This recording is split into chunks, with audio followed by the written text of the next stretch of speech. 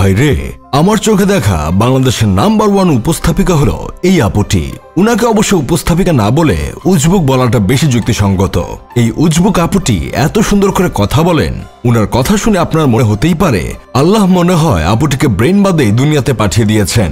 আজ ব্রেন নাই বলেই আপুটি নিজের ব্যক্তিত্ব বাজারে কেজি দরে বিক্রি করে 4টা ডাল ভাত খাওয়ার ব্যবস্থা করছে। যার ব্রেন আছে তার ন্যূনতম কখন কাকে কি কথা বলতে হবে সেই জ্ঞানটুকু থাকে, কিন্তু এই উপস্থাপিকা নামক উজবুক প্রাণীটির ন্যূনতম কথা বলার জ্ঞান নাই। আমার তো মাঝে মধ্যে মনে হয় এই উজবুক প্রাণীটি মুখ দিয়ে কথা বলে না। মুখ দিয়ে কথা বললে তো কথা এত দুর্গন্ধযুক্ত হতো না। প্রায় সময় দেখা যায় এই উজবুক আপুটি কিছু টিকটকারদের ধরে এনে এমন সব প্রশ্ন করেন দেখে আপনার মনে হবে যাই বাথরুমে গিয়ে একটু বমি করে আসি। উনার অনুষ্ঠানে কেউ আসলে আপুটি তাদের একটা কমন প্রশ্ন করেন, আপনার মাসিক ইনকাম কত? কেন রে ভাই, আপনি মাসিক ইনকাম জেনে কি করবেন? আপনি কি তাকে হাঙ্গা করবেন নাকি তার কাছে ছোট বোনকে বিয়ে দিবেন যে আপনার তার মাসিক ইনকাম জানতে হবে? এখন যার ইনকাম বেশি তার সাথে আপনি যদি লারে লাপ্পা 3.5 খেলেন সেটা তাহলে অন্য হিসাব। পরে যদি পেমেন্ট নিয়ে সমস্যা করে সেজন্য আগে থেকে ইনকাম জেনে নেওয়া ভালো।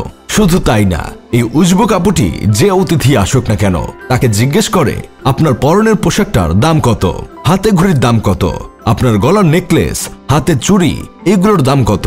এসব দাম জেনে আপনার কি দরকার? অবশ্য চুরি করা ধান্দা থাকলে দাম জিজ্ঞেস করতেই পারেন, সেটা আবার অন্য হিসাব। তবে হুট করে কারো মাসিক ইনকাম জানতে চাওয়া, তার গায়ে দেওয়া জামার দাম জানতে চাওয়া, এটা ছোটলোকি স্বভাব। এর মাঝে কোনো আধুনিকতা নেই। এখন অনেকেই বলতে পারেন এইখানে উপস্থাপিকার কোনো দোষ নাই, এই প্রশ্নগুলো প্রডিউসার ঠিক করে দেয়। প্রোগ্রাম শুরু করার আগে উপস্থাপিকা নিশ্চয়ই প্রশ্নগুলো দেখে। যখন দেখে তখন কি আপুটির ব্রেইন আপুটির সাথে থাকে না, নাকি রাস্তা দিয়ে হেঁটে আসার সময় উষ্টা খেয়ে ব্রেইন মাথা থেকে খুলে পড়ে যায়, যার জন্য এমন চুল মার্কা জিনিস জিজ্ঞেস করে? অতিথিকে জিজ্ঞেস করে আপনি ব্যাগে কি কি ক্যারি করেন, একটু খুলে দেখান তো, আপনার পার্সে কত টাকা আছে দেখি। মানে ছোট লোকগিরি দেখানোরও একটা সীমা থাকা দরকার। উনি সীমা অতিক্রম করে হুলুলুলু চলে গেছে।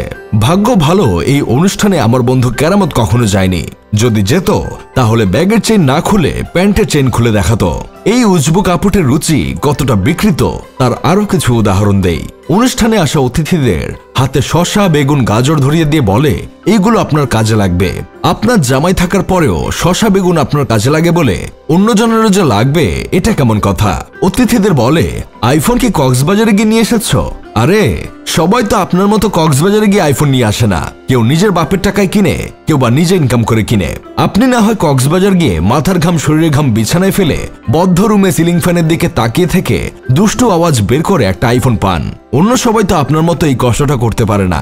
এখন কিছু ভালো মানুষ আইমান সাদিক হয়ে গিয়ে আমাকে জ্ঞান দিবে। দেখেন ভাই, আমাকে জ্ঞান দেওয়ার আগে আপুটির কয়েকটা ভিডিও দেখেন। কয়েকটা ভিডিও দেখলে আপনি নিজেই বাড়ির পেছনে গিয়ে বাঁশঝাড় থেকে একটা আইকোয়ালা বাঁশ কেটে আপুটির বাসার দিকে রওনা হবেন আপুটির জায়গা বরাবর দেওয়ার জন্য। যাই হোক, শেষমেশ আমি গোলাম হোসেন একটা কাজের কথা কই। শুনেছি আপুটি ঢাকা বিশ্ববিদ্যালয় থেকে পড়াশোনা করেছেন। ঢাকা বিশ্ববিদ্যালয়ে যে ব্রেন বাদেও ভর্তি হওয়া যায় সেটা তো জানতাম না।